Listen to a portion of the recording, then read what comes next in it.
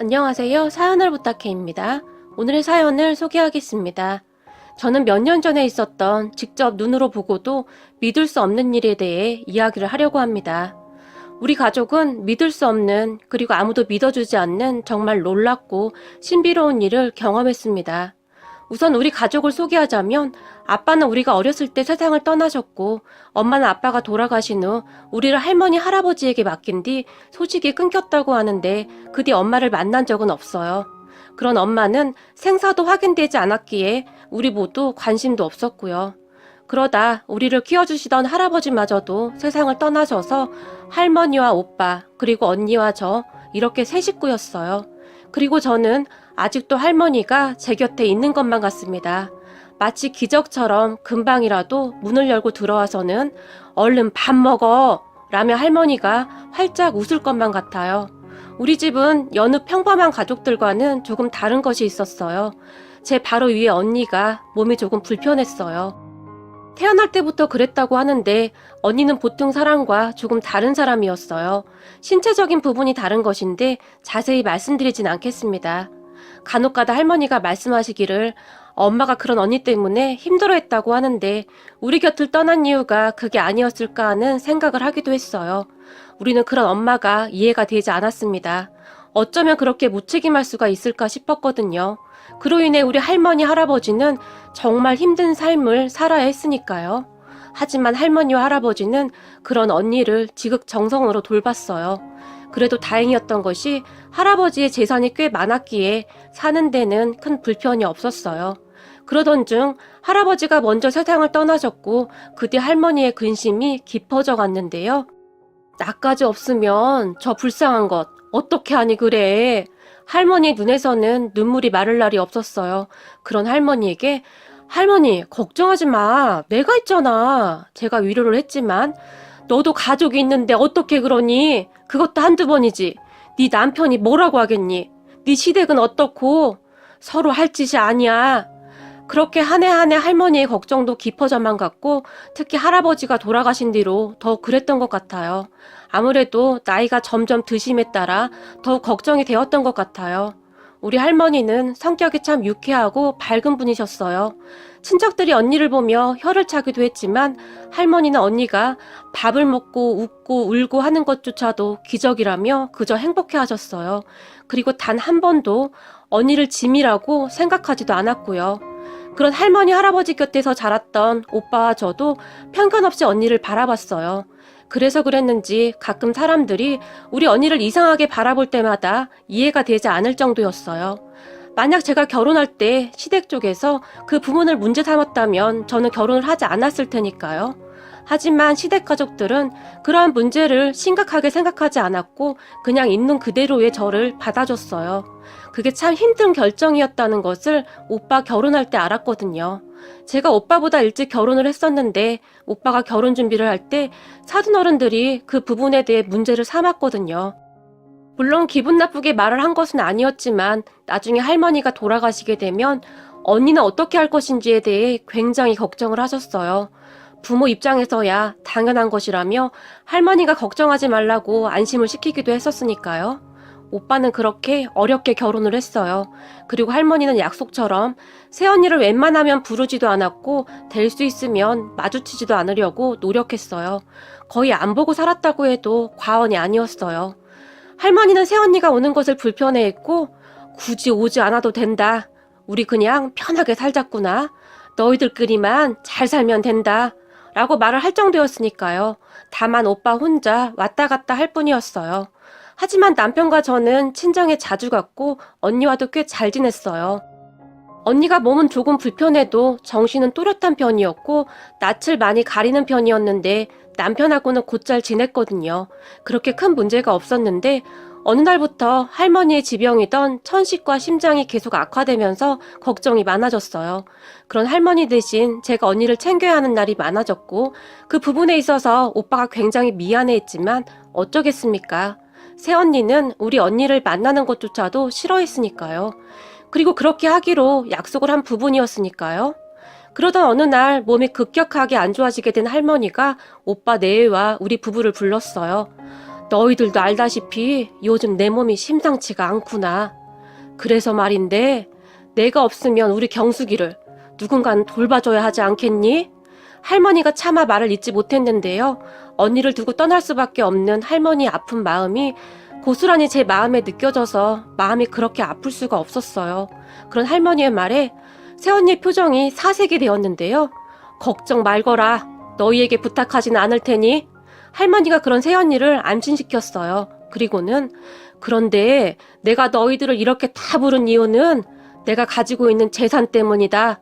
할머니가 다시 조용히 입을 열었어요. 이 집이랑 너희들 할아버지가 돌아가시면서 남긴 땅이랑 내가 그동안 모아놓은 돈이 꽤 되긴 하더구나. 할머니가 우리를 둘러보며 말을 했고 그런 할머니를 보며 할머니, 갑자기 그런 얘기는 뭐하러 해? 제가 울먹이며 할머니를 나무랐지만 아니야, 내가 언제 어떻게 될지도 모르고 분명히 해야 하지 않겠냐? 그래서 말이야, 나는 내 재산을 모두 경미와 손주 사이에게 남길 생각이다. 물론 우리 경숙이를 너희들이 돌봐줘야겠고. 할머니가 남편과 저를 바라보며 말을 했어요. 그런 할머니의 말에 남편이 저희한테요? 할머님, 그 돈 없어도 저희가 처형 잘 돌볼 테니까 걱정 안 하셔도 돼요. 남편도 울음을 꾹 참으며 말을 했어요. 아니지, 앞으로도 돈이 계속 들어갈 텐데 돈이라도 있어야 서로 힘들지 않는 법이지. 자네는 내가 하라는 대로 하게. 할머니가 단호하게 말을 했어요. 그리고 할머니가 다시 입을 열었는데요. 그래서 말인데 경호 부부는 상속을 포기를 좀 해줬으면 좋겠구나. 내가 너희들한테 무리한 부탁을 하는 것도 아니라고 생각한다만. 할머니가 잠시 말을 끊고 오빠 부부를 바라봤어요. 그런 할머니의 말에 당연하지. 그게 당연한 거지. 우리는 할머니 재산에 관심 하나도 없어. 오히려 내가 많이 미안하네. 오빠가 한숨까지 쉬면서 할머니와 저를 바라봤어요. 아니 그래도 그렇지. 재산 전부를 아가씨에게 주는 건 조금 문제 아닌가요? 그래도 하나밖에 없는 손자인데 라고 말을 했거든요. 그런 새언니의 말에 그럼 너희들이 경숙이 평생 책임질 수 있냐? 할머니가 새언니에게 물었고 아니요. 그런 건 아니지만 아무리 그래도 재산 전부를 그렇게 상속하는 건 좀 문제가 아닐까 싶어서요. 새언니가 이해할 수 없다는 표정으로 말을 했지만 너희들 결혼할 때 내가 뭐라고 했니? 너희들 사는데 절대 피해주지 않겠다고 하지 않았니?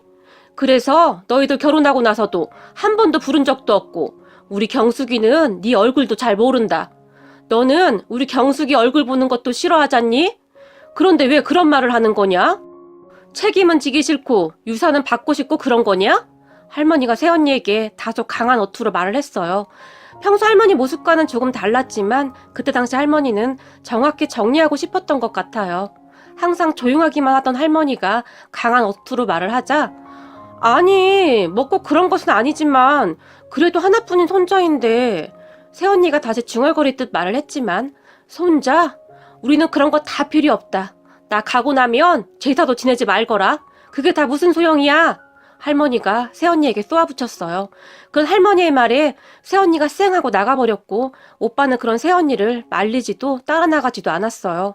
할머니, 다 포기할게. 당연하지. 당연한 거지. 그것보다 경미랑 제부한테 미안할 뿐이네. 오빠가 눈물까지 글썽였어요. 그래, 고맙구나. 근데 이건 당연한 거다. 할머니가 말을 했어요. 그렇게 오빠는 재산 포기를 선언했어요. 그 모습을 보며 할머님, 그래도 이런 건 제가 마음이 편치가 않습니다. 제가 재산 때문에 처형 돌본다고 한 게 아니지 않습니까? 남편이 할머니를 말렸어요. 재산 보고? 자네가 착각한 걸세. 그동안 자네가 하는 행동 보고 결정한 거야. 자네만큼 우리 경숙이를 잘 챙겨줄 사람이 없어. 알겠나? 그러니까 자네나 착각하지 말게나. 할머니가 단호한 표정으로 남편을 바라봤어요. 하지만 그때까지도 남편과 저는 할머니가 가지고 있는 재산이 어느 정도인지 감히 상상도 하지 못하고 있었어요. 그렇게 할머니의 지병인 심장이 더 안 좋아졌고 잦은 기침도 계속되었는데 목에서 새소리 같은 소리가 더 심해져서 급히 병원에 입원을 했어요. 그리고 할머니는 입원한 지 얼마 되지 않아 세상을 떠나셨어요. 병원에 입원했던 할머니는 우리 남편의 손을 꼭 붙잡고는 내가 손주 사이랑 우리 경미만 믿고 가네. 우리 경숙이 말이야. 힘들더라도 잘 부탁하네. 자네 인성은 내가 잘 알지만 다시 한번 잘 부탁하네. 할머니가 눈물을 흘리며 말을 했어요. 그리고 얼마 후 할머니는 조용히 눈을 감았고 의사가 시계를 보며 할머니가 세상을 떠났다는 것을 조용히 가족들에게 선고했어요. 우리 모두는 슬픔에 어찌할 바를 몰라 하고 있었고 다들 아무 말도 없이 그저 눈물만 흘리고 있었는데요. 특히 남편과 저는 눈물이 끝도 없이 나왔는데요. 할머니가 남편을 많이 예뻐했기에 남편도 그렇게 목 놓아 울었어요. 그렇게 시간이 얼마나 지났을까요? 정말 기적 같은 일이 일어났는데요. 우리는 그 일을 그저 기적이라고밖에 설명할 수가 없습니다. 영안실로 이동하는 할머니를 우리가 울면서 따라가고 있었는데 할머니 일어나 봐. 제발 일어나 할머니. 제가 침대를 붙잡으며 큰 소리로 통곡하고 있었어요.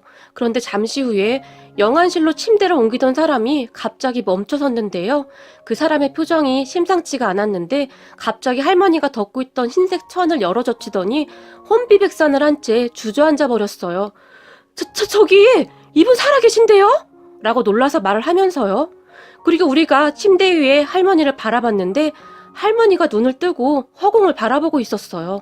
우리는 그렇게 의사를 불렀고 조금 전 상고를 했던 의사가 놀라서 뛰어왔고 침대를 옮기던 사람이 의사에게 흰색 천이 움직이는 것 같길래 확인을 해보니 라며 떠듬떠듬 자초지종을 설명했는데 놀란 의사가 이상하다?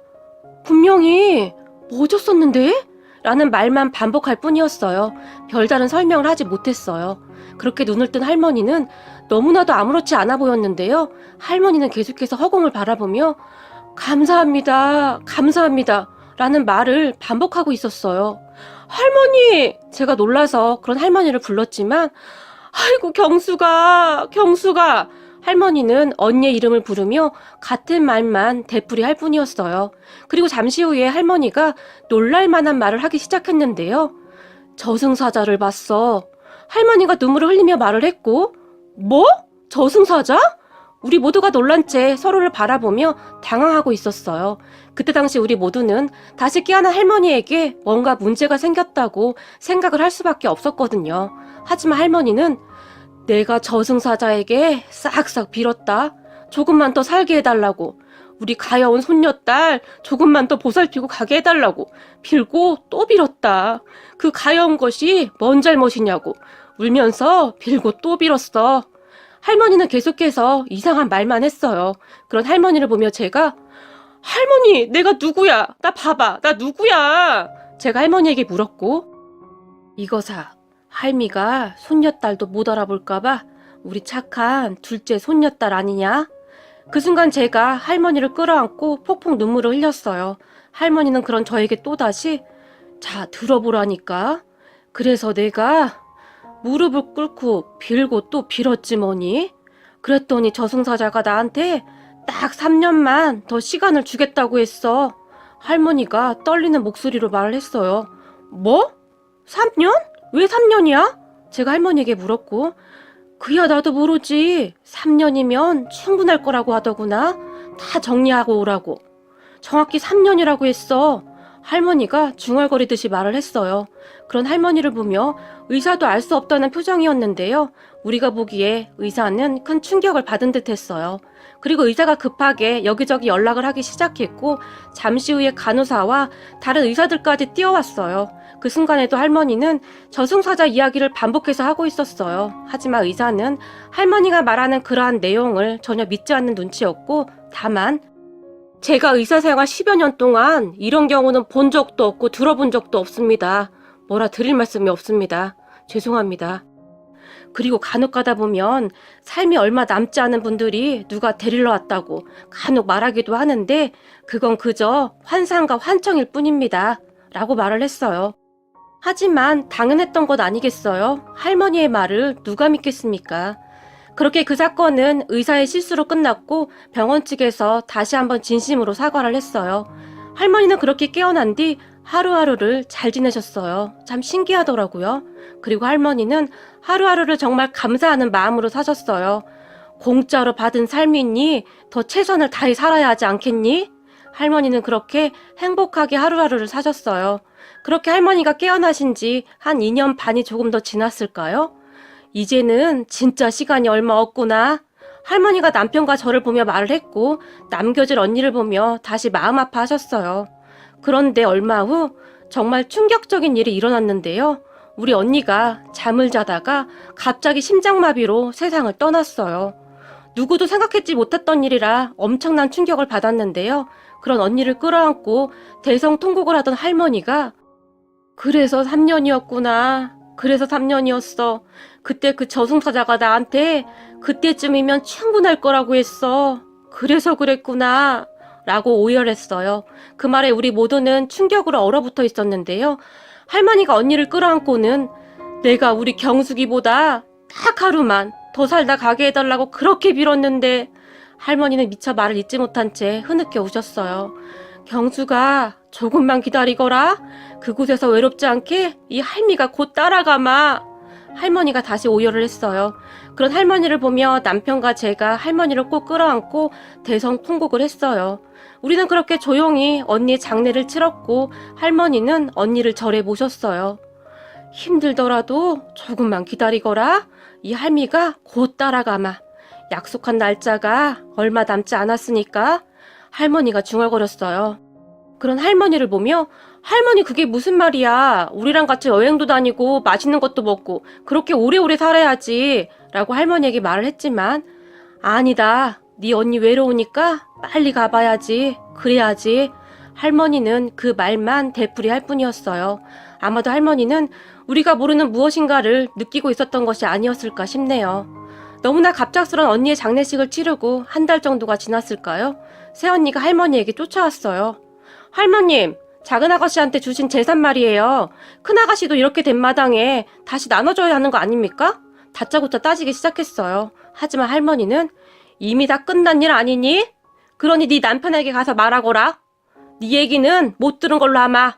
새언니를 피해 돌아앉았어요. 할머님, 그래도 이건 좀 아니잖아요. 그때는 조건이 큰아가씨를 돌보는 조건이었고 그래서 우리도 포기했었는데 그런데 이렇게 되었는데 새언니가 다시 할머니에게 따지기 시작했지만 네가 최소한 사람이라면 말이다. 아무리 정없던 시누이라지만 아까운 나이에 그렇게 눈을 감았는데 적어도 애도라는 것은 해야 하는 거 아니냐? 너는 지금 이게 말이 된다고 생각하니? 할머니가 호통을 쳤어요. 하지만 새언니는 이미 제정신이 아닌 듯 해보였고 새언니 입에서는 놀라운 말들이 쏟아져 나왔어요. 저도 그러려고 했죠. 그런데 그때 저승사자가 할머니한테 딱 3년만 시간 줬다면서요. 저도 처음에는 할머니 말 안 믿었는데 큰아가씨 그렇게 떠나는 거 보니까 아무래도 할머니 말이 맞는 것 같아서요. 그럼 지금 시간이 얼마 안 남았잖아요?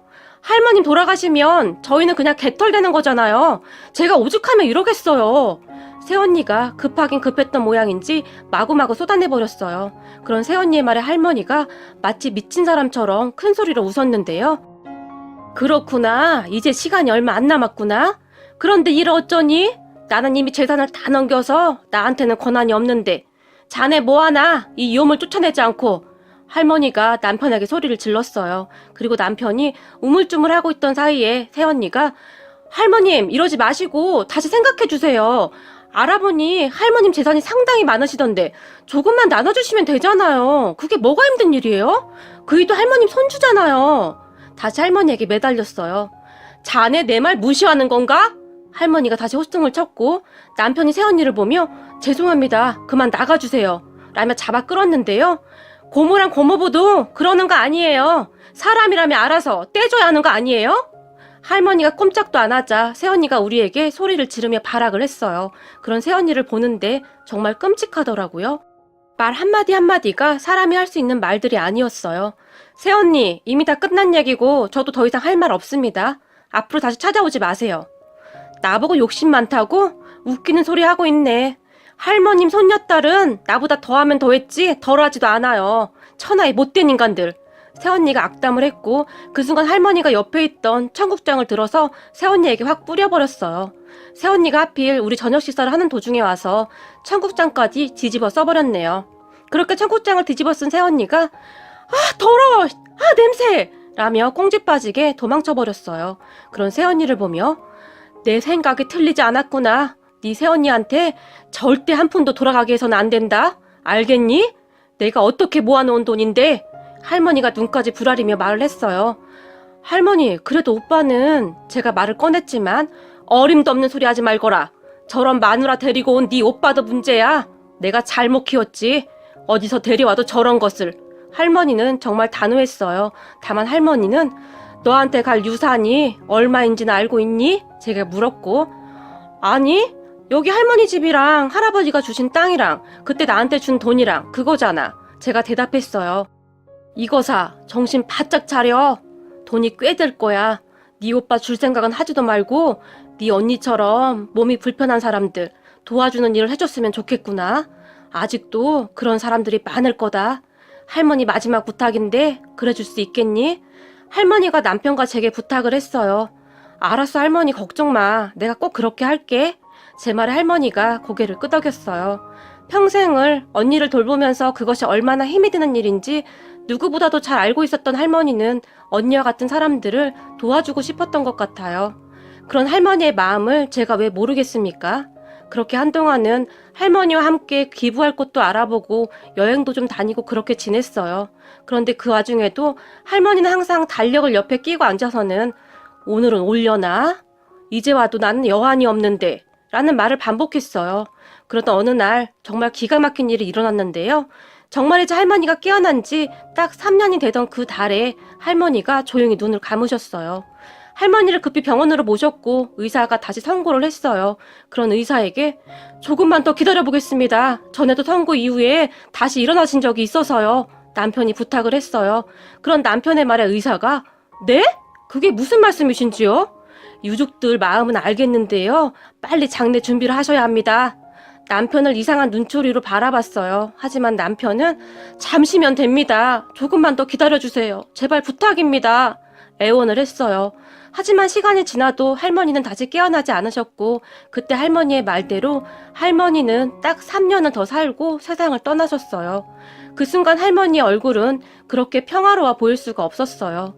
참 신기했던 것이 딱 3년이었어요. 할머니는 정확히 3년 만에 눈을 감으셨는데 할머니가 말한 것처럼 할머니는 정말 3년 전에 저승사자를 만났던 것일까요? 그냥 우연이라 하기에는 맞아떨어지는 것이 너무나 많다 보니 그저 놀랍기만 하네요. 그리고 오빠가 유산을 다 포기했었는데 그 부분에 대해 새언니와 큰 다툼이 있었고 오빠가 새언니에게 네가 인간이냐? 너랑 못 살겠다. 너랑 이렇게 될 거 우리 할머니가 이미 아셨던 것 같다. 그냥 끝내자. 그렇게 이혼을 통보하기에 이르렀어요. 새언니가 허구한 날 돈 했나 보더라고요. 문득 생각해보면 오빠 말대로 할머니는 이 모든 것을 미리 알고 있었던 것은 아니었을까요? 결국 둘은 이혼했고 오빠는 홀로 나와서 살고 있어요. 이혼하는 과정에서도 어마어마했는데 말로 해 뭐 하겠습니까? 하지만 남편과 저는 이혼한 오빠에게는 할머니가 주신 일부를 주려고 준비는 하고 있어요. 할머니가 생각하신 것이 그것이 아닌가 싶었거든요. 어느 날인가 할머니가 지나가는 말로 네 오빠가 이혼하지 않는 이상 한 푼도 주면 안 돼 라고 했었거든요. 제가 그 누구보다도 할머니를 잘 알고 있었기에 할머니는 제가 알아서 잘 하리라고 그리 믿었던 것 같아요. 그렇게 할머니가 돌아가시고 얼마 뒤 할머니가 주신 유산을 확인해 봤는데 할머니 말대로 꽤 많은 돈이더라고요. 아마도 항상 언니를 걱정하던 할머니가 쓰지도 먹지도 않고 악착같이 이 돈을 모았으리라고 저는 그렇게 생각합니다. 그런 할머니를 생각하니 다시 눈물이 앞을 가립니다. 그리고 할머니의 뜻대로 우리는 매달 정기적으로 후원을 하고 있고 앞으로도 계속할 생각입니다. 부디 후원받는 분들이 조금 더 행복한 삶을 살아갔으면 하고 간절히 바라봅니다. 오늘따라 우리 할머니와 언니가 생각이 나서 눈물을 주체할 수가 없네요. 할머니, 우리 할머니 거기서 할아버지랑 언니 만났어? 아빠도 만났겠네? 거기서는 언니가 아프지 않고 행복했으면 좋겠는데 할머니가 같이 있으니까 걱정하진 않을게. 할머니 많이 보고 싶어. 그리고 사랑해 우리 할머니.